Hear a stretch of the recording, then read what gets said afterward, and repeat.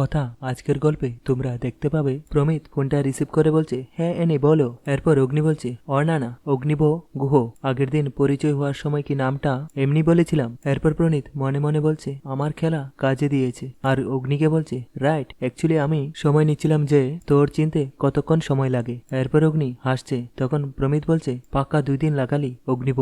এরপর অগ্নি বলছে, তুই প্রথম দিন থেকে জানতিস? হ্যাঁ, আমাকে একবারও বললি না, মানে এত বছর পর তোর সঙ্গে দেখা হলো, আমাকে আবার নতুন করে পরিচয় করতে হলো। I have to meet, we have to meet so. এরপর প্রমিত বলছে, একদমই তাই। আজকে যদি আমি তোর প্রোফাইলে আমার ছোটবেলার ফটোটা না দেখতাম তাহলে কি তুই আমাকে কোনোদিন বলতিসই না? হ্যাঁ। তারপর প্রমিত বলছে, না না না না, অফকোর্স আমি বলতাম, কারণ আমি তো চেপে রাখতেই পারতাম না। আর আমি এটাও জানতাম যে তুই আমাকে ঠিক চিনতে পারবি। এবার তো তাহলে তোর সাথে একবার আমার মিট করতেই হবে। এরপর অগ্নি বলছে, একদম অ্যাবসলিউটলি। আর এদিকে মেন্ডি উকিলকে টাকা দিচ্ছে, আর যারা সুশ্রোতা টনিককে অন্ধ নাটকের সেজেছিল তাদেরকেও টাকা দিয়েছে। এরপর অন্ধ লোকগুলা বলছে, চিন্তা করবেন না ম্যাডাম, সব হয়ে যাবে। এরপর মেন্ডি উকিলকে বলছে, আপনি ইনাদের পক্ষ থেকে মামলা করবেন গুহ ফার্মার এগেনস্টে, ওদের যেন গুটি বাটি সবকিছু বিক্রি করতে হয়। এরপর উকিল বলছে, হয়ে যাবে, কোনো চিন্তা করবেন না। আর এদিকে কথা বলছি, এই কি ডান চোখটা আবার লাফাচ্ছে কেন? তার মানে আবার কিছু হতে চলেছে। তাহলে কি কর্তা দাদুর কথাটাই ঠিক,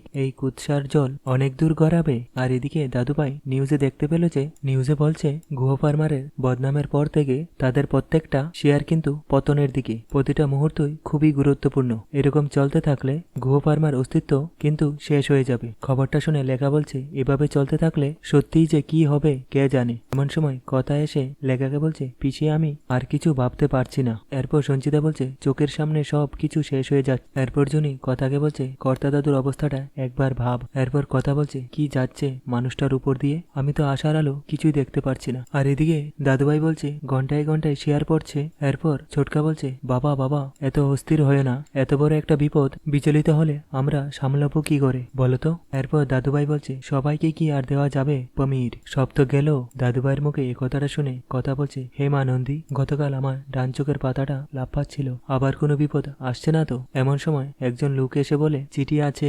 এরপর অগ্নি বলছে, আমি দেখছি। এরপর অগ্নি চিঠিটা দেখে সবাইকে বলে, কুটের চিঠি। এই কথাটা শুনে দাদুভাই বলছে, কুট থেকে আবার কি পাঠালো? এরপর লেখা অগ্নিকে বলছে, কি লেখা আছে পড় না। এরপর অগ্নি চিঠিটা পরে বলছে, লিখছে যে যেসব মানুষ টনিককে অন্ধ হয়ে গেছে তাদের হয়ে একজন মামলা করেছে সুশ্রোতা টনিকের বিরুদ্ধে, গুহ ফার্মাসিউটিক্যালের বিরুদ্ধে। এরপর সঞ্চিতা বলছে, কি বলছিস রে? এরপর অগ্নি বলছে, আরো লিখেছে যে মামলা শুরু হবে, কোর্টে হাজিরা দিতে হবে কাল থেকে। আর এদিকে নিউজে উকিল বলছে, আমরা একটা মামলা করেছি মহামান্য আদালতে। আমি চাই যে মহামান্য আদালত এই নিরীহ মানুষগুলো যারা গুহ ফার্মার ওষুধ খেয়ে জগতের আলো দেখতে পাচ্ছে না তাদের বিচার করুক, আর যারা এই সাধারণ মানুষকে বিপদে ফেলে তাদের শিক্ষামূলক শাস্তির ব্যবস্থা করুক। That's all. এরপর দাদুভাই বলছে, এইসব কি বলছে কি? হ্যাঁ। এরপর অঙ্কিত বলছে, একই তো মিথ্যে এলিগেশন, তার উপর লিগেল স্টেপ নিচ্ছে, আমি বুঝতে পারছি না কি হচ্ছে। এরপর প্রত্যয় অঙ্কিতকে বলছে, শান্ত হ, এগুলো হয় অঙ্কিত। প্রত্যয় অঙ্কিতকে আরো বলছে, আমাদেরকে সবকিছু হ্যান্ডেল করতে হবে। এরপর ছোটকা বলছে, আর শুধু বিক্ষোভ নয়তো মামলা হয়ে গেছে। এরপর দাদুভাই সোফায় বসে কান্নাকাটি করছে। তখন সঞ্চিতা বলছে, বাবা আপনার কি শরীরটা খারাপ করছে? এরপর সঞ্চিতা নূপুরকে বলছে, বাবার জন্য জল নিয়ে আসো। কার কুনজর পড়লো বলো তো কথা?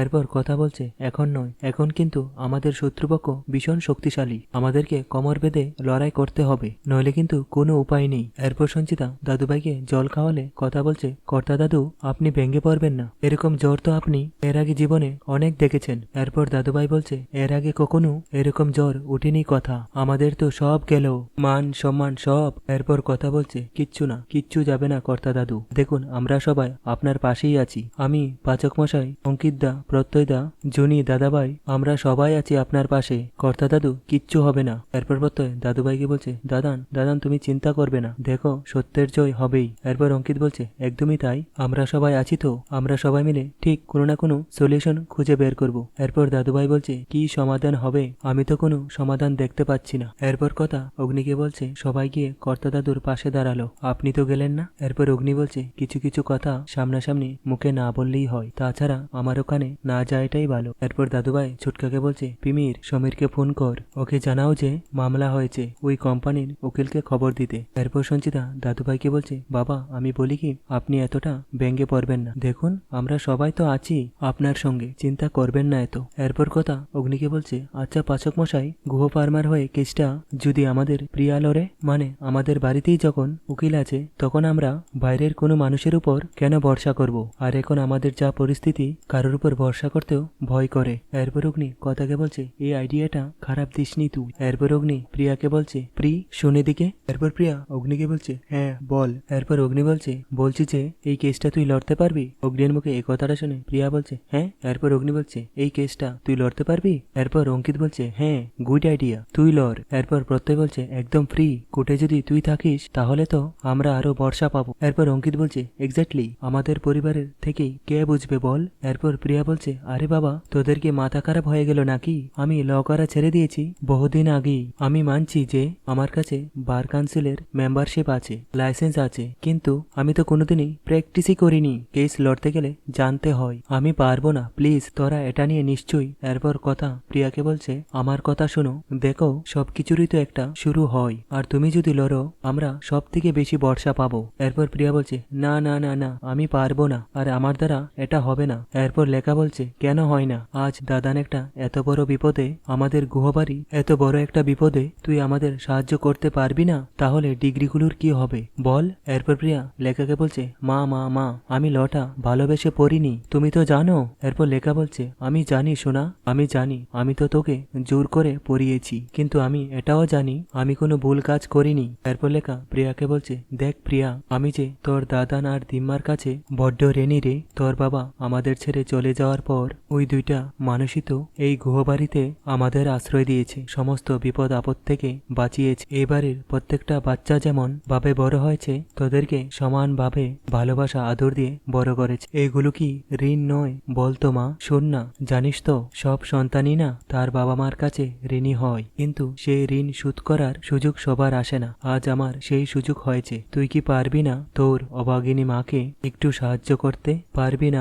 আমার একটা কথা রাখ, তুই আমাদের হয়ে এই মামলাটা লড়। এরপর প্রিয়া তার মাকে জড়িয়ে ধরে বলে, ঠিক আছে মা, তুমি চুপ করো, আমি কেসটা লড়বো। এরপর অগ্নি প্রিয়ার মাথায় হাত রেখে বলে, ইউ আর স্ট্রং গার্ল, আমরা আছি তো তোর পাশে, চিন্তা করিস না। এরপর প্রিয়া দাদুভাইয়ের পাশে গিয়ে বলছে, দাদান আমি কেসটা লড়বো, আমি জানি না কতটা কি পারবো, তবে আমি চেষ্টা করব। আর এদিকে নীলাদ্রি মনে মনে বলছে, আমি আপনার সাথে আছি রেডিও দিদিমণি। এরপর দাদুভাই প্রিয়ার হাতে মাত রেখে বলছে, আমি দেখছি আমার দাদু নাতিরা লড়াই করতে জানে। এরপর কথা বলছে, কর্তা দাদু, যারা আপনার শিক্ষায় বড় হয়েছে, আপনি ভাবলেন কি করে তারা রণে ভঙ্গ দিয়ে চলে যাবে? তারা ঠিক লড়বে। এরপর কথা নুপুরকে গিয়ে বলছে, কাকিয়া, বলছি যে এবার আমরা মা নন্দীর পুজোটা করে দিই। আর বলছে, কর্তা দিদা, উনি কিচ্ছু খাননি, উনাকে তো খাওয়াতে হবে। এরপর কথা যখন মা নন্দীর পুজো করতে যাবে, তখন অগ্নি কথাকে বলছে, আইডিয়াটা কিন্তু খুব ভালো দিয়েছিস, থ্যাংক ইউ। এরপর কথা বলছে, মা নন্দী আমাদের সবার রক্ষা করবে। আর এদিকে সঞ্চিতা কালী মায়ের পাশে বলছে,